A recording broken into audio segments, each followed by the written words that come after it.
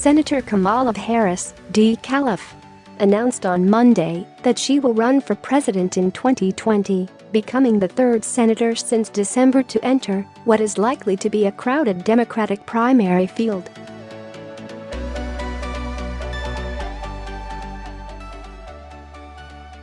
"I am running for president," Harris, the first African American to formally enter the 2020 fray, said on an early morning Martin Luther King Jr.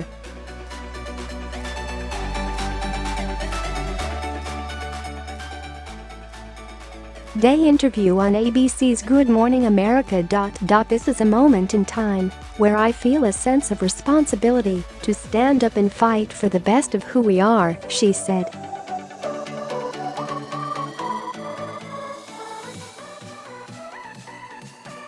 Moments after Harris's television appearance, she tweeted out an announcement video and a link to her campaign website.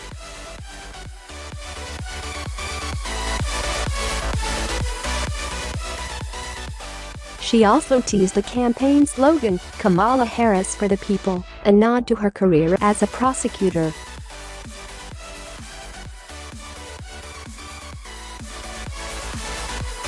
Truth, justice, decency, equality, freedom, democracy, these aren't just words, they're the values we as Americans cherish.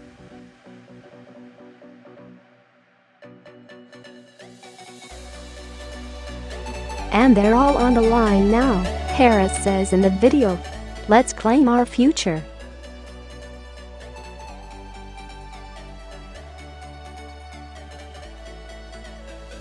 Harris, 54, is unusual among likely 2020 presidential contenders in that she entered the national spotlight largely after President Donald Trump's election.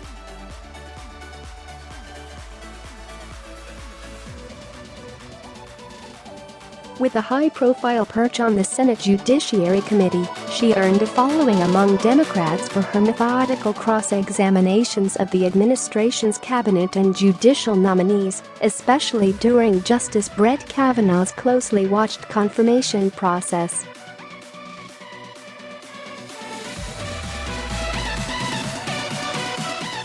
On policy, she has tacked toward the progressive end in the Senate, including signing onto a Medicare for All bill backed by Sen.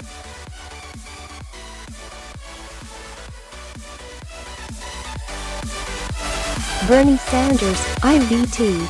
Her own legislation includes the LIFT Act, which would create a monthly tax benefit as high as $500 for working families, and a bill with Sen.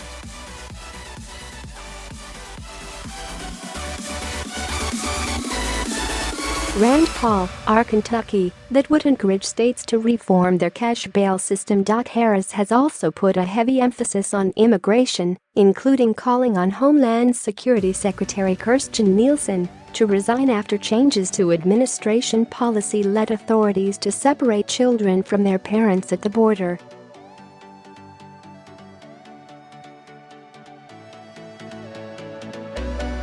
And in her recently published memoir, The Truths We Hold, An American Journey, Harris recounts her upbringing as the daughter of an Indian mother and a Jamaican father, both of whom immigrated to the United States to pursue degrees at University of California at Berkeley.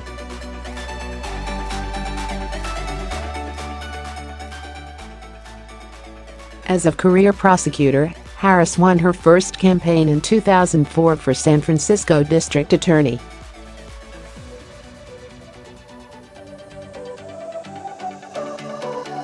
She then went on to serve as California Attorney General before winning a Senate seat to replace Barbara Boxer in 2016.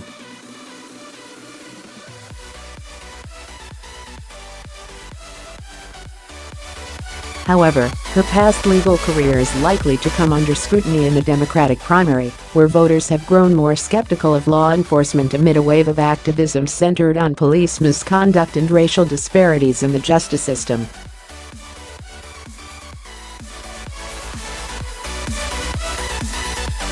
Harris has described herself as a progressive prosecutor who's spent her career focused on addressing systemic inequality, improving relationships between police and minority communities, and protecting marginalized groups from hate crimes.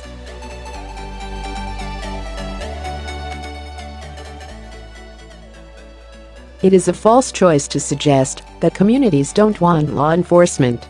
Most communities do, Harris told ABC Monday morning, adding that our system of justice has been horribly flawed.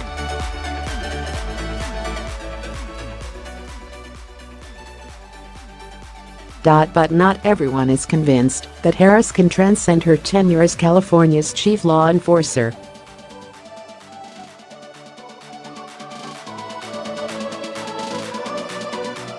She has faced recent criticism from the left for her push to criminalize parents whose children skip school and her decision to defend the state's death penalty in court despite her personal opposition to capital punishment.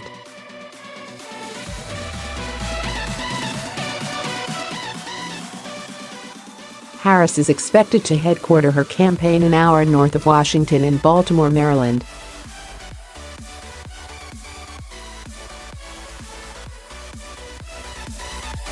Juan Rodriguez, who managed Harris's 2016 Senate campaign, is expected to serve again as her campaign manager.